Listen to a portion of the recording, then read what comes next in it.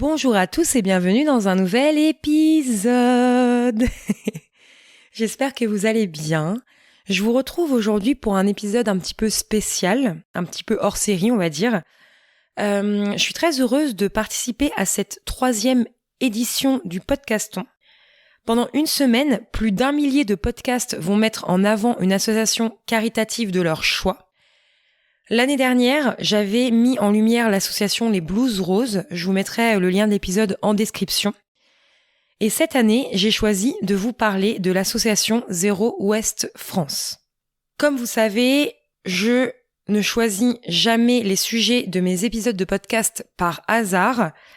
Et il en est de même, bien évidemment, pour les associations que je choisis de présenter sur le podcast dans le cadre du Podcaston. Encore une fois, et comme toujours, ça fait écho à mon cheminement personnel. Et c'est vrai que je vous ai pas encore beaucoup parlé de zéro déchet sur le podcast. Alors après, zéro déchet, moi je préfère plutôt dire réduction des déchets parce que je trouve ça un petit peu moins culpabilisant et plus accessible. Mais encore une fois, c'est que ma propre perception et c'est encore une fois des éléments de langage. Tout ça revient strictement au même, au final. Mais bon, en tout cas, c'est dans les tuyaux. Je vous prépare d'autres épisodes sur ce thème pour les prochaines semaines, les prochains mois qui arrivent. Et je suis ravie de commencer à en parler à travers cet épisode de podcast pour mettre en avant l'association Zéro Ouest France à l'occasion du Podcaston. Et comme d'habitude, petite parenthèse, on avance ensemble et je suis loin d'être une experte dans le domaine, même si on va dire que je fais ma part à bien des niveaux. Mais il me reste encore bien des niveaux dans lesquels je peux faire ma part. On va dire à peu près je suis au milieu du chemin, on va dire ça comme ça. À la base, je voulais interviewer directement l'association, je vous ai un petit peu parlé de tout ça dans ma newsletter. J'ai contacté les 2 groupes locaux les plus proches de chez moi pour qu'on puisse se rencontrer et qu'on puisse organiser cette interview. Je trouvais ça plus sympa et plus juste que quelqu'un de l'association puisse directement venir vous en parler au micro. Mais malheureusement, ça n'a pas pu se faire. Je suis un petit peu déçue, je vous avoue, que ça n'ait pas pu se faire, voilà. Mais comme vous savez, je suis pleine de ressources et j'ai décidé, comme l'année dernière, de vous présenter quand même tout ça, au mieux je l'espère, je vais faire de mon mieux. Je vais mettre tout mon cœur pour vous présenter cette association et le mouvement Zéro Déchet. Alors, le zéro déchet, ça peut sembler parfois être une montagne à gravir, mais on va essayer de simplifier un petit peu tout ça. Donc le zéro déchet, on en entend parler un peu partout, de plus en plus, et ça c'est très bien. Mais concrètement, ça veut dire quoi ? Est-ce que c'est juste une mode ou un vrai enjeu pour l'avenir ? Aujourd'hui, on va démystifier un petit peu tout ça ensemble. Le zéro déchet, c'est une démarche qui vise à réduire au maximum nos déchets et notre impact sur l'environnement. Mais attention, ce n'est pas une quête de perfection où il faudrait tout faire parfaitement du jour au lendemain. Parce que je vous assure que là, vous allez être assez découragé. L'idée, c'est plutôt d'adopter des habitudes plus responsables et plus durables, chacun à son rythme. Et ça, vous savez à quel point j'y tiens. Et surtout, on va voir ça ensemble un petit peu aujourd'hui, le zéro déchet, ce n'est pas juste une histoire de poubelle. C'est aussi une façon de consommer autrement en faisant des choix plus réfléchis au quotidien. Alors, pourquoi est-ce qu'on parle autant du zéro déchet ? Eh bien parce que nos déchets posent un énorme problème aujourd'hui. Je vais vous donner quelques chiffres qui donnent à réfléchir, que vous avez peut-être déjà entendus, mais je vais vous les redonner. En France, chaque habitant produit en moyenne 580 kg de déchets par an. Seuls 39% des déchets ménagers sont recyclés. Et là encore, on va voir que le recyclage a ses limites. Et un objet en plastique met entre 100 ans et 1000 ans à se dégrader dans la nature. Encore une fois, il faut arrêter de jeter ces déchets dans la nature.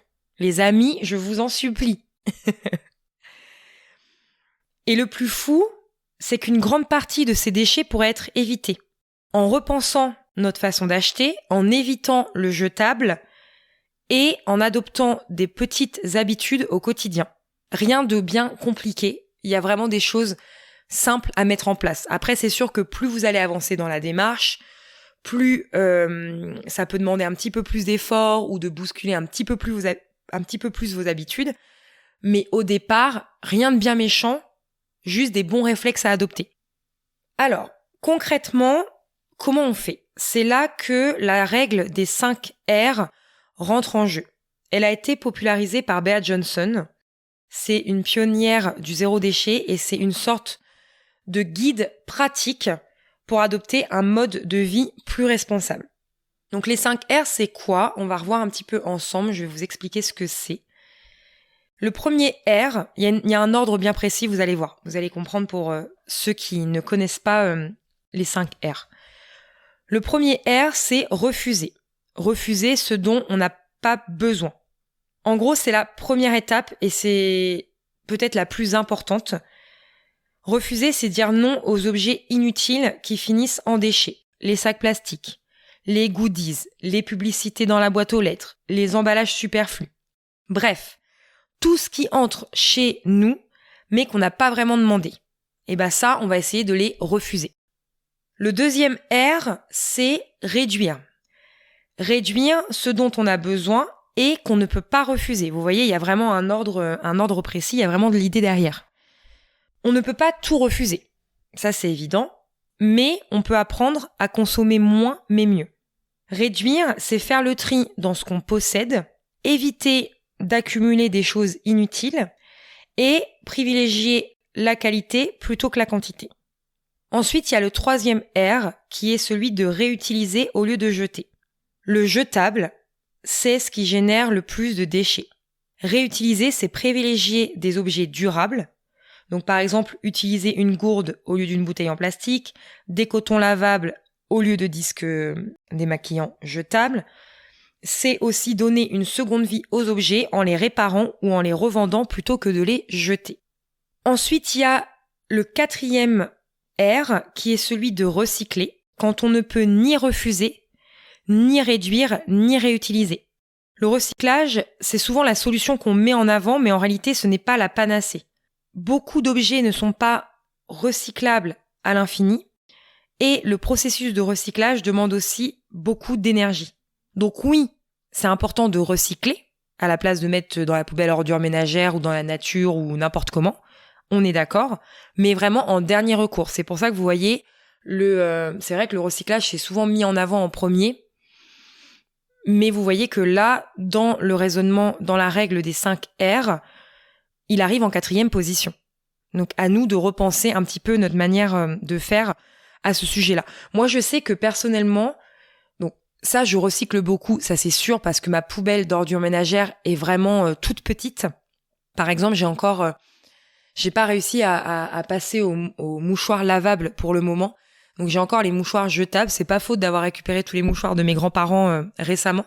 Mais à part des mouchoirs et quelques petits trucs que je saurais même pas vous nommer parce que c'est tellement ridicule que voilà, de temps en temps on a d'autres déchets. On n'a pas énormément de déchets dans la poubelle des ordures ménagères. Par contre, on a encore beaucoup de déchets dans nos bacs à recyclage.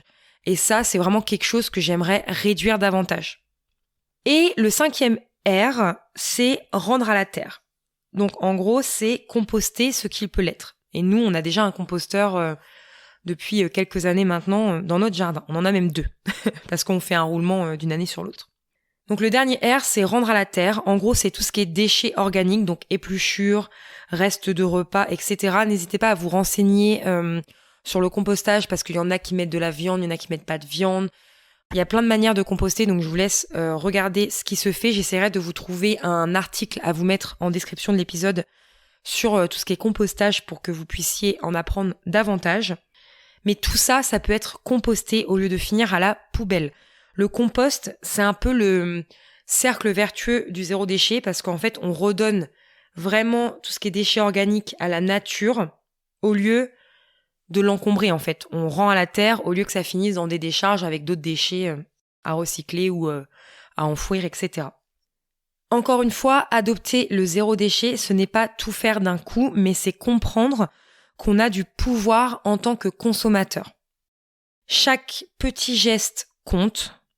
Et c'est en changeant nos habitudes, même un tout petit peu, qu'on peut vraiment faire une différence. Je sais que parfois on est sceptique, je sais que parfois on peut avoir des discours de type oui, mais c'est toujours aux particuliers de faire des efforts, ça devrait être aussi les entreprises, c'est tout le temps à nous qu'on demande des efforts pour ceci, pour cela, et ça j'entends, mais vous allez voir que il n'y a pas que nous. Des associations comme justement Zero Waste France sont là aussi pour sensibiliser les entreprises, les élus locaux, etc. Donc vous inquiétez pas, il y a des choses mises en place. Mais moi je trouve que c'est important de faire sa part et que si tout le monde dit ça, en fait, si tout le monde dit ouais mais bon c'est toujours à nous, ouais mais bon moi je le fais pas parce que X ou Y raison, si tout le monde se met à faire ça, bah personne va le faire en fait. Et on va se retrouver avec une catastrophe planétaire parce que notre planète souffre, faut pas se voiler la face, encore une fois. Alors qu'au contraire, si tout le monde se dit je fais ma part, moi je prends mes responsabilités et que du coup, vous allez voir dans mon cheminement personnel, je vais vous en reparler tout à l'heure, mais du coup c'est aussi montrer l'exemple dans son entourage et ça fait effet boule de neige, c'est le petit colibri de Pierre Rabhi. Je sais pas si vous connaissez, mais en tout cas, chaque personne fait sa part. L'histoire du colibri, de mémoire, si je me trompe pas, c'est l'histoire d'un petit oiseau qui essaye d'éteindre un incendie.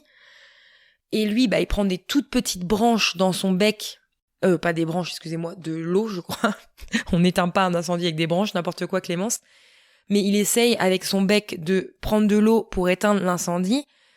Et il s'efforce tout seul, on pourrait dire oui mais tout seul il pourra jamais l'éteindre l'incendie, mais oui mais en fait il montre l'exemple et du coup il y a d'autres personnes qui le voient ce petit oiseau faire ça et qui va prendre l'exemple et que du coup ça va mener à pouvoir éteindre l'incendie, vous voyez ce que je veux dire? Et c'est un peu comme ça pour nous, c'est-à-dire que ok ça peut sembler décourageant et encore une fois vous allez voir qu'on peut mettre des choses en place hyper facilement à notre échelle, mais que si tout le monde commence à faire ça, ça va donner un énorme cercle vertueux et on va pouvoir faire quelque chose. Vous voyez ce que je veux dire? Et encore une fois, c'est pas un hasard si aujourd'hui, si vous avez pu observer d'année en année que le vrac prend de plus en plus de place dans les magasins, que le bio prend de plus en plus de place. Voilà, là je m'éloigne un peu du sujet, mais consommer local, consommer bio, ça a un lien aussi avec la planète. Et ça a un lien aussi avec les déchets, vous voyez ce que je veux dire? Donc tout ça, c'est imbriqué les uns les autres, et c'est pas un hasard si je vous dis que suivre ce genre de mouvement, le zéro déchet, ça peut amener à suivre le minimalisme, ça peut amener à ralentir, à faire du bien à sa santé. Tout ça, c'est vraiment... on essaye toujours dans notre société de catégoriser les choses, mais c'est vraiment un enchevêtrement de plein de belles façons de vivre et de respecter la planète, de se respecter soi, de respecter tout ce qui nous entoure. Voilà. Le mouvement Zero Waste, ce n'est pas juste une idée ou une philosophie, c'est aussi des actions concrètes qui font la différence au quotidien et à plus grande échelle. Un peu partout en France, il y a des associations locales qui s'engagent pour accompagner les citoyens dans la réduction des déchets.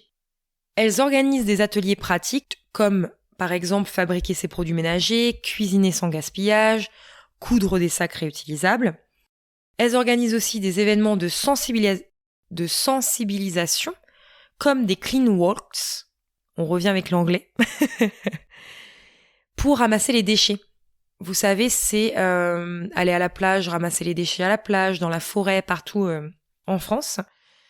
Et elle travaille aussi avec les commerçants et les collectivités pour encourager des solutions plus durables.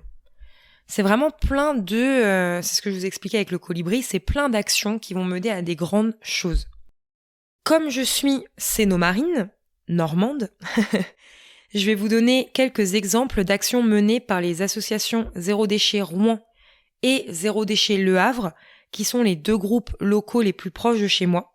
Mais bien évidemment qu'il y en a partout en France. N'hésitez pas à aller sur le site Zero Waste France pour voir tous les groupes locaux qui existent très certainement près de chez vous. À Rouen, il y a le marathon Mon Commerçant Zéro Déchet qui encourage les commerces de proximité à accepter les contenants réutilisables de leurs clients, réduisant ainsi la quantité d'emballages jetables. Il y a aussi une autre initiative forte qui est l'organisation de disco soupe. En fait, ce sont des événements conviviaux où des légumes invendus ou déclassés sont récupérés pour être cuisinés collectivement. Et comme ça permet de sensibiliser au gaspillage alimentaire dans une ambiance festive. Donc c'est vraiment des choses hyper sympas. Au Havre, il y a des initiatives hyper ambitieuses qui montrent que la réduction des déchets est un enjeu collectif. C'est ce que je vous expliquais tout à l'heure, ce n'est pas que un enjeu individuel. Notamment avec le programme Ambition Zéro Gâchis, porté par la communauté urbaine du Havre, qui vise à transformer la gestion des 166 000 tonnes de déchets produites chaque année. En mobilisant plus de 200 agents et en impliquant activement les habitants, ce plan d'action englobe la collecte, le tri, la valorisation et surtout la réduction des déchets à la source. Et en parallèle au Havre, il y a vraiment un réseau d'acteurs engagés qui dynamise la transition vers une consommation plus responsable. Il y a des lieux comme le Bon Endroit, qui est la première épicerie zéro déchet du Havre, ou encore Épi-Boujou, qui est une épicerie itinérante en vrac. Donc ce sont des lieux qui facilitent vraiment l'accès à des alternatives durables. Et il y a encore plein d'autres initiatives, mais par exemple, il y a la Roue Libre, c'est un atelier d'autoréparation de vélos. Et il y a aussi le Hangar Zéro, un laboratoire citoyen écologique. Et franchement, ce sont des initiatives qui montrent que le zéro déchet va bien au-delà de la simple réduction des emballages, en repensant vraiment nos modes de consommation et nos modes de mobilité. Franchement, des fois, je vous avoue, je vous fais un petit aveu, je suis assez jalouse parce que dans des grandes villes, moi j'habite à la campagne et même si ce sont deux groupes qui sont proches de chez moi, j'ai quand même 45 minutes de route pour rejoindre Rouen ou Le Havre. Et des fois, je suis un petit peu jalouse parce que dans ces endroits-là, il y a tellement d'initiatives mises en place et à la campagne un peu moins. Et souvent on dit oui, mais à la campagne, vous avez les producteurs locaux, vous pouvez aller dans les fermes, tout ça. Oui, mais il n'y a pas tout. Vous voyez ce que je veux dire ? Et encore une fois, voilà, il existe quand même des choses. Moi, par exemple, il y a pas si longtemps que ça dans mon village, je suis hyper contente parce que il y a un distributeur de fruits et légumes et de produits de la ferme qui s'est installé dans mon village. C'est local, on fait travailler les agriculteurs locaux, on paye moins cher, on a moins d'emballage, on est directement à la source. Donc évidemment que ce genre d'initiative me fait plaisir. Mais on a quand même, on n'a pas beaucoup accès au vrac. Enfin, vous voyez. Après, voilà, il y a des solutions qu'on peut mettre en place parce que moi, par exemple, j'ai décidé depuis quelques mois maintenant, depuis l'hiver dernier, de m'inscrire à des sites en ligne comme La Fourche. Je vous en reparlerai à l'avenir. Donc, ça me permet d'avoir mon vrac en ligne livré en point relais ou chez moi. Mais voilà, chaque endroit, de toute façon, a ses avantages et ses inconvénients, qu'on soit à la ville ou qu'on soit à la campagne. On peut quand même mettre pas mal de choses en place. Et on sera jamais parfait, vous voyez. C'est pour ça que zéro déchet, c'est un objectif idéal à atteindre, mais on cherche pas à atteindre la perfection. Tout est dans la nuance, vous voyez. Donc, on peut tous faire notre part. Il y a des choses qu'on va pouvoir mettre en place, d'autres moins facilement, et il n'y a pas de souci là-dessus. Donc, encore une fois, il existe bien d'autres actions qui sont menées dans ces groupes locaux et dans tous ceux près de chez vous. Mais dans tous les cas, ces exemples montrent que de petits changements peuvent vraiment avoir un grand impact. Et puis, il n'y a pas qu'en France. C'est-à-dire que, là, je vous parle de Zero Waste France, mais Zero Waste, ça marche aussi à l'international. Et partout dans le monde, il y a certaines communautés qui vont encore plus loin. Il y a une ville comme San Francisco qui a réussi à recycler et composter près de 80% de ses déchets, et ça, c'est un record mondial. Et en France, certaines familles sont devenues des modèles du zéro déchet, comme la famille de Jérémy Pichon, auteur du livre La famille zéro déchet, que je vous conseille, qui est un excellent livre. Je vous mettrai le lien en description. Et cette famille-là, elle produit à peine un bocal de déchets par an. Je sais qu'il y a aussi des villes qui mettent en place des tests. De mémoire, il y a Roubaix, si je me trompe pas, qui aide vraiment ses habitants dans la réduction des déchets. Vraiment, il y a plein de personnes qui se sentent engagées au niveau du collectif pour mettre en place des choses. Et vraiment, ce qui est intéressant, c'est que ces initiatives montrent que le zéro déchet, c'est pas un truc extrême ou inaccessible. Je le répète encore et encore tout au long de cet épisode. Il y a plein de façons de contribuer à son rythme en commençant par des gestes simples. Alors, c'est sûr que dit comme ça, adopter une démarche zéro déchet peut sembler simple en théorie. C'est ce que j'essaye de vous expliquer. Mais dans la pratique, on va voir que de nombreux freins subsistent. C'est pour ça que les gens sont un petit peu réfractaires, même si, encore une fois, je vous le dis, c'est simple de mettre quelques gestes en place, de faire le premier pas. Le premier obstacle qu'on rencontre souvent, c'est le manque de temps et d'information. Beaucoup pensent qu'il faut tout changer du jour au lendemain, ce qui peut vraiment décourager. Et il y a aussi l'idée reçue que le zéro déchet coûte plus cher ou demande trop d'efforts, alors qu'en réalité, il s'agit avant tout de consommer moins et mieux.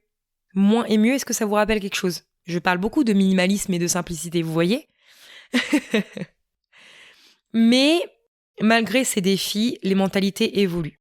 Ces dernières années, on a vu l'essor des commerces en vrac, la mise en place de consignes dans certaines villes et une sensibilisation grandissante dans les écoles. Par exemple, il y a aussi de plus en plus de restaurateurs qui acceptent désormais les contenants réutilisables des clients, alors qu'il y a quelques années, c'était encore impensable. On voit aussi des familles documenter leur transition vers le zéro déchet sur les réseaux sociaux, ce qui va inspirer les autres et normaliser ces pratiques. Comme quoi, les réseaux sociaux, il n'y a pas que des côtés négatifs. L'un des enjeux majeurs pour aller plus loin, c'est de rendre cette transition plus accessible et moins culpabilisante. Et encore une fois, plutôt que de viser une perfection impossible, l'idée est d'avancer à son rythme. Chaque geste compte, refuser un sac plastique, privilégier le vrac quand c'est possible, réparer au lieu de jeter. Vraiment, il ne s'agit pas d'une course à la perfection, mais vraiment d'une progression collective. Et ce qui fonctionne le mieux, c'est une approche bienveillante, sans jugement, qui donne envie d'essayer plutôt que de culpabiliser. Donc, c'est bien gentil tout ça, mais par où commencer ? La meilleure première étape, c'est d'observer ses habitudes. Quels sont les déchets que l'on produit le plus au quotidien ? Le plus souvent, c'est les emballages alimentaires, les bouteilles en plastique, les mouchoirs jetables. Coucou Clémence, avec tes mouchoirs. Je sais, je vais essayer de m'améliorer, vraiment. Donc, quelques étapes simples. Plutôt que de tout vouloir changer en une fois, on commence par un geste à la fois. Quand on parle de refuser ce dont on n'a pas besoin, on dit non au sac plastique. Bon, là, on a un petit peu d'aide quand même maintenant parce que ça n'existe plus ou quasiment plus, enfin de moins en moins, puisque vous avez pu vous rendre compte que maintenant, les sacs sont plutôt en craft ou alors les sacs réutilisables. Mais encore une fois, attention, le but, c'est pas de se retrouver avec 1 million de sacs réutilisables, c'est de penser à prendre ses tote bags et ses petits sacs quand on va aux courses aussi, vous voyez. Dire non aux tickets de caisse inutiles. Donc là, je nuance encore une fois parce que si vraiment vous faites partie des personnes qui n'ont pas besoin de leur ticket de caisse, maintenant, normalement, on vous demande est-ce que vous voulez le ticket de caisse et vous avez juste à dire oui ou non, ou alors vous pouvez le dire directement si on oublie de vous le demander. D'accord ? Si vous n'en avez pas besoin, évidemment que c'est complètement inutile de prendre le ticket de caisse et de le jeter en arrivant chez vous. C'est pour ça que vous refusez ce dont vous n'avez pas besoin. Moi, je vous l'ai déjà expliqué, je prends uniquement le ticket de carte bancaire parce que je fais mes comptes religieusement, je fais mon budget religieusement et que ça m'aide à pointer dans mes différentes applications budget. Chaque personne est différente, donc on essaye d'ajuster à son mode de vie. On peut aussi refuser des échantillons qu'on ne va pas utiliser, que ce soit dans les hôtels, que ce soit dans les foires, que ce soit ce qu'on essaye de vous donner dans la rue, etc. Vous avez le droit de le refuser poliment. Autre étape simple que vous pouvez mettre en place, c'est changer un seul objet du quotidien. Par exemple, vous remplacez le film alimentaire, le papier d'alu, tout ce qu'on veut bien là, par des bivraps, par exemple. Moi, par exemple, tout ce qui est alu et film alimentaire, donc là, bon, j'en ai récupéré de chez mes grands-parents, donc je vais devoir à nouveau essayer de le liquider parce que je veux pas gaspiller maintenant que ça a été acheté, voilà. Mais moi, par exemple, j'utilise des boîtes avec couvercle à la maison. J'utilise des bocaux que je lave, des bocaux en verre que je lave et que je réutilise pour remettre autre chose dedans. J'utilise des couvertures en tissu, des charlottes en tissu que j'ai achetées. Donc si vous êtes couturière, vous pouvez même les faire vous-même, sinon vous pouvez les acheter sur internet auprès de petits créateurs. On soutient un petit peu les petits créateurs. Donc moi voilà, j'ai des charlottes en tissu, donc vraiment il y a moyen de remplacer le film alimentaire. Après, ça peut être aussi passer au savon solide au lieu du gel douche. Ça, c'est aussi quelque chose qu'on a mis en place à la maison. Alors encore une fois, je nuance. Moi, j'utilise des savons solides. Mon mari et mon fils utilisent encore du gel douche. Par contre, on a un contenant pour le gel douche et on achète du gel douche soit en recharge. Et ces derniers temps, grâce à La Fourche, grâce à l'épicerie en ligne La Fourche, j'ai acheté du gel douche à reconstituer qui était vendu dans un stick en papier.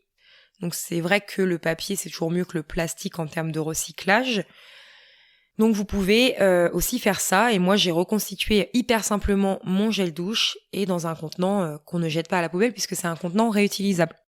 Donc vous pouvez essayer ça. Vous pouvez très simplement remplacer les bouteilles en plastique par une gourde réutilisable. Ça, c'est pareil, nous à la maison, ça fait hyper longtemps qu'on a fait ça. Et des exemples, il y en a plein d'autres. Je vais pas tout vous citer là, on en reparlera dans d'autres épisodes. Et vous pouvez aussi, comme étape simple, tester le vrac sur un produit. Pas besoin de chambouler toutes vos courses. Vous pouvez commencer par acheter vos pâtes ou votre riz ou vos noix de cajou, amandes en vrac. Et puis petit à petit, ajouter d'autres produits. Y aller étape par étape. Parfois, vous allez sûrement vous sentir dépassé. Et vraiment, c'est normal de se sentir perdu face à tout ce qu'il y aurait à faire. Encore une fois, on essaye de pas voir la grosse montagne, on essaye de la découper petit pas par petit pas. Dans ces moments-là, un conseil, c'est vraiment de choisir ce qui fait le plus de sens pour vous. Chacun a un rythme et des contraintes différentes. Par exemple, une famille avec des enfants ne pourra pas tout faire comme une personne seule, et c'est ok. L'important, c'est de faire un premier pas aussi petit soit-il et de l'ancrer dans ses habitudes. Et une fois qu'il est ancré dans vos habitudes, vous ajoutez le suivant. Petit top 3 des actions les plus impactantes que vous pouvez faire. Adopter le vrac et les contenants réutilisables en évitant les produits suremballés et en utilisant des bocaux ou des sacs en tissu. Là, vous allez déjà réduire énormément de déchets. Autre action impactante, réduire le gaspillage alimentaire. Acheter en fonction de ses besoins, cuisiner les restes, congeler au lieu de jeter. Pour vous donner des chiffres, en France, on gaspille 30 kilos de nourriture par an et par personne. Et ça, je trouve ça... J'ai pas de mots, en fait. Quand on sait... franchement, je veux pas être alarmiste. Et encore une fois, c'est pas... Ce que je vais vous dire, c'est pas pour vous culpabiliser ou quoi que ce soit, mais quand on sait qu'il y a des gens qui peuvent pas se nourrir à leur faim et qu'on sait qu'on gaspille 30 kilos de nourriture par an et par personne, en tout cas pas chez nous, mais en moyenne, je trouve ça énorme. Je trouve ça énorme. Nous, à la maison, on ne jette pas de nourriture. On jette les épluchures au compost parce qu'on ne mange pas les épluchures, même si je sais que on pourrait me dire, oui, mais Clémence, tu pourrais faire des choses avec tes épluchures et tout. Nous, on n'en est pas encore à ce stade-là. Mais c'est hyper, hyper, hyper rare. Je ne dis pas que ça n'arrive pas, mais c'est hyper rare que on jette de la nourriture à la poubelle. Plus j'avance dans mon système d'organisation pour faire mes courses, mes repas, mes menus, plus j'arrive à cuisiner par rapport à ce que j'ai dans les placards sans forcément me dire, j'ai l'impression qu'il n'y a plus rien, je m'en vais faire les courses. Non. Et on accommode les restes beaucoup. Déjà, on achète en fonction de nos besoins. Moi, j'ai une liste de courses. Je vous mettrai en lien de l'épisode notre façon de faire les courses, mais on achète en fonction de nos besoins. La congélation, on fait. Cuisiner les restes, on fait. Et déjà, ça vous fait des économies sur votre budget. Même si on parle pas de déchets, ça vous fait déjà des économies sur votre budget courses. Et non, on peut pas se permettre de jeter de la nourriture. Et ça nous arrive encore quelquefois, on oublie un truc qui va moisir ou des choses comme ça. Mais généralement, c'est pareil en fait, il faut ne pas rester figé. Pourquoi ? Parce que des fois, on se dit, voilà, on fait un menu, le lundi c'est ça, le mardi c'est ça, le mercredi c'est ça, et pour une raison ou pour une autre, on se retrouve avec plus qu'il n'en faut parce que des fois, on nous donne que c'est pour 6 personnes, et puis finalement, on se retrouve qu'on peut faire 2 repas de plus avec, enfin, vous voyez ? Et on se dit, non, là, j'avais prévu ça, ou parce que on en a marre de manger la même chose, donc à ce moment-là, congeler ce qui reste. Mais sinon, si jamais vous avez encore une part, au lieu du mercredi, vous devez manger un autre repas, vous mangez ce repas-là, et puis après, ce qui était prévu le mercredi, vous faites le jeudi, ça vous décale, vous n'avez pas besoin de refaire les courses, et en plus, vous consommez vraiment tout ce que vous avez prévu pour la semaine. Et parfois, je vois que des fois, je fais les menus, par exemple, du lundi au vendredi, et je me rends compte que le week-end, j'ai rien besoin d'acheter parce qu'il reste des restes, parce que j'ai encore des trucs au congèle, parce que j'ai encore des trucs pour mon épicerie. Donc tout ça, c'est des choses que vous verrez au fur et à mesure qui se mettront en place. Mais non, en fait, on ne gaspille pas de nourriture, c'est pas possible. Ça m'arrive encore, mais c'est très rare, vraiment. C'est très très rare. Mais je dis ça m'arrive encore, mais c'est tellement rare que c'est rare, c'est insignifiant, quoi. Et numéro 3 dans le top 3, il n'y a pas forcément d'ordre, mais voilà. Repenser ses achats. Et là, c'est un petit peu ma vision minimaliste de la chose. Avant d'acheter un nouvel objet, se demander si on en a vraiment besoin, si on peut l'emprunter, si on peut l'acheter d'occasion. Moins de consommation, moins de déchets. C'est ça qu'il faut retenir. On va finir cet épisode avec mon engagement personnel. Pourquoi ce sujet me parle personnellement ? Comme je vous le disais en début d'épisode, ce sujet me parle parce qu'il fait partie de mon cheminement personnel. Pour ma part, le zéro déchet est un chemin que j'ai commencé il y a quelques années maintenant, à emprunter il y a quelques années maintenant, en même temps que le minimalisme, mais pas avec la même intensité que le minimalisme, parce que je trouve que la réduction des déchets demande quand même de plus grands bouleversements d'habitude que le minimalisme. En tout cas, c'est comme ça que moi, je l'ai ressenti. Aujourd'hui, je suis un peu plus minimaliste que zéro déchet, et je dis ça dans le sens que il me reste encore beaucoup d'actions à mettre en place en termes de réduction des déchets qu'en termes de réduction de mes possessions. Et c'est ok en fait. Chacun fait à son rythme, et franchement, j'y vais à mon rythme, sans pression, et un pas après l'autre. Et en fait, comment je fais pour enlever cette culpabilité de pas faire assez, c'est que je me dis, mais je fais déjà. Et ça, vous pouvez l'appliquer dans plein de domaines de votre vie. Vous faites déjà, c'est ça le principal. Il y a une différence entre ne rien faire, pas faire assez, et faire déjà. Et franchement, être dans le faire déjà, c'est très bien. Parce qu'en fait, les personnes qui pensent que c'est trop tard et qui ne font vraiment rien du tout, et moi, c'est ça qui m'embête un petit peu, en fait, au final. Donc vraiment, en résumé, moi, je suis plus avancée dans ma démarche minimaliste, que dans celle du zéro déchet, mais je trouve que les deux sont liés, tout de même. Parce que moins je vais consommer, moins je vais créer de futurs déchets.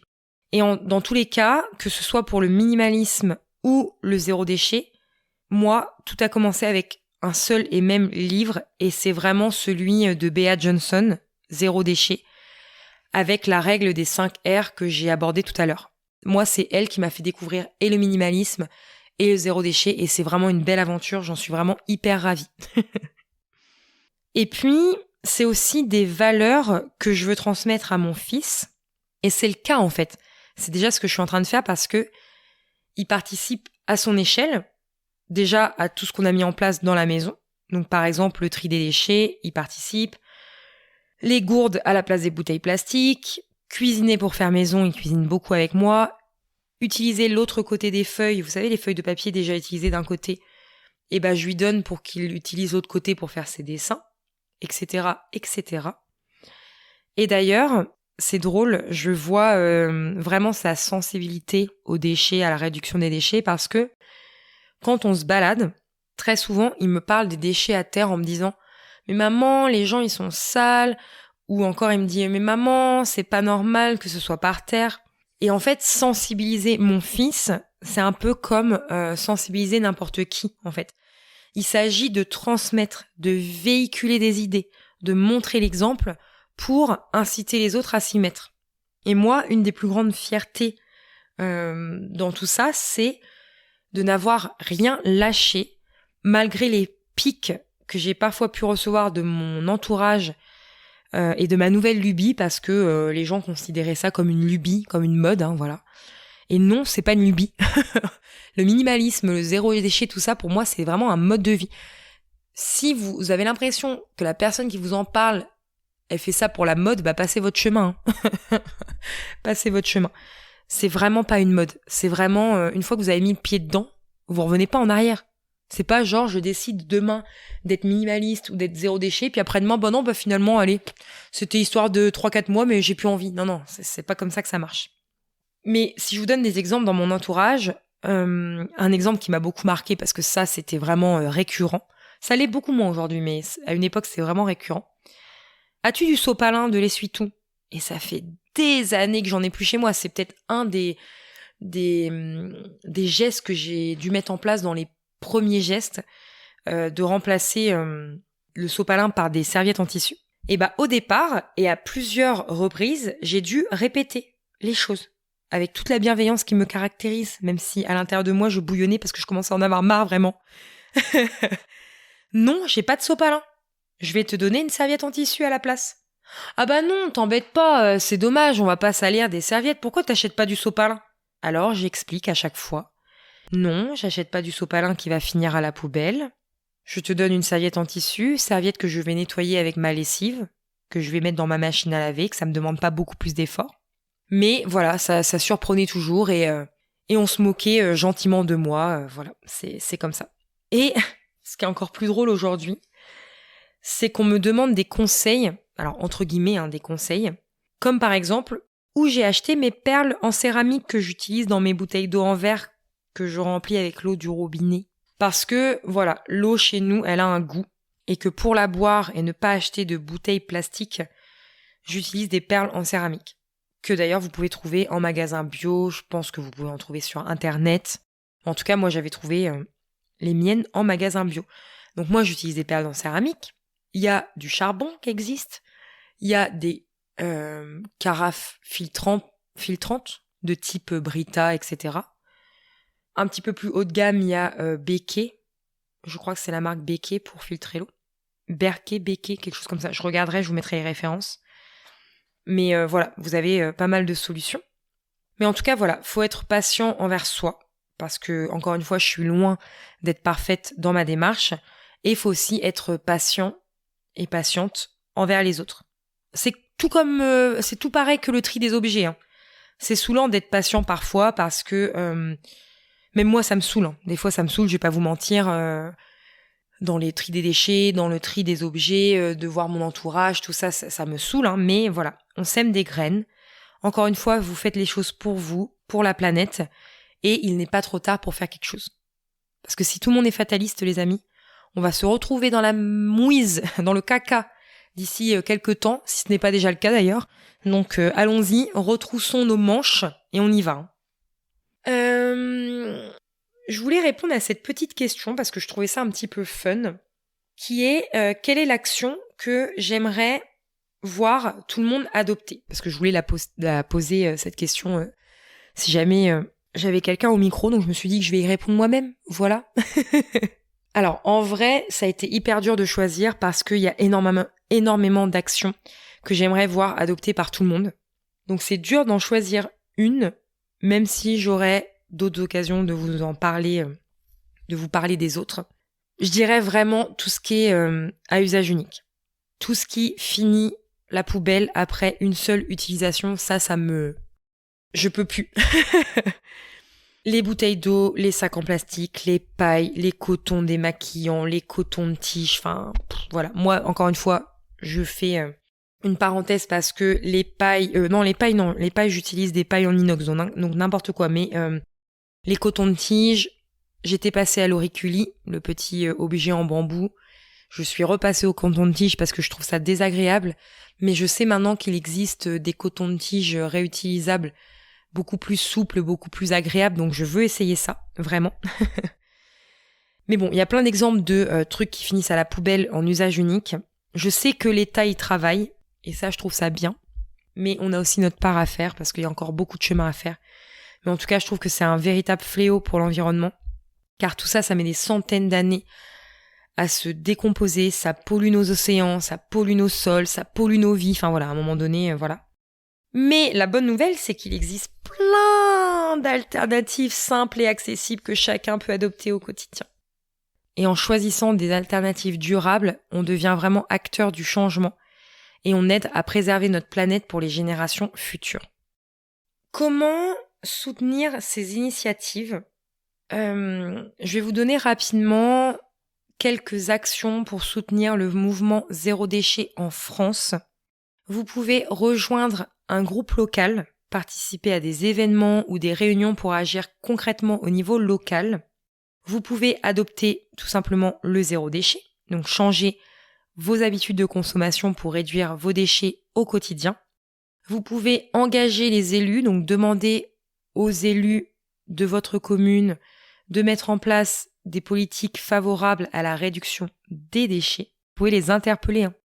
Vous pouvez mobiliser votre entreprise, encourager votre entreprise à adopter des pratiques éco-responsables. Et vous pouvez soutenir l'association Zero Waste France en faisant un don ou en devenant membre pour soutenir les actions de l'association. Je vous remettrai en lien de cet épisode une page de l'association Zero Waste France qui récapitule ce que je viens de vous dire et qui vous donne plus de détails pour passer à l'action. Et maintenant, c'est à vous de jouer, les amis. Je vous laisse avec cette question. Quelle est l'action zéro déchet que vous pourriez commencer dès aujourd'hui? Que ce soit refuser une paille en plastique dans votre boisson, acheter en vrac ou composter vos déchets, chaque petit geste compte. C'est ainsi que s'achève cet épisode un peu spécial dans le cadre du podcaston. Je vous remercie de l'avoir écouté jusqu'au bout. Si cet épisode vous a inspiré, n'hésitez pas à le partager autour de vous. Et vous pouvez aussi découvrir encore plus d'initiatives engagées, encore plus d'épisodes de podcast spécial Podcaston sur le site www.podcaston.org. Je vous mets tout ça en description. Et je vous dis à très bientôt pour un nouvel épisode.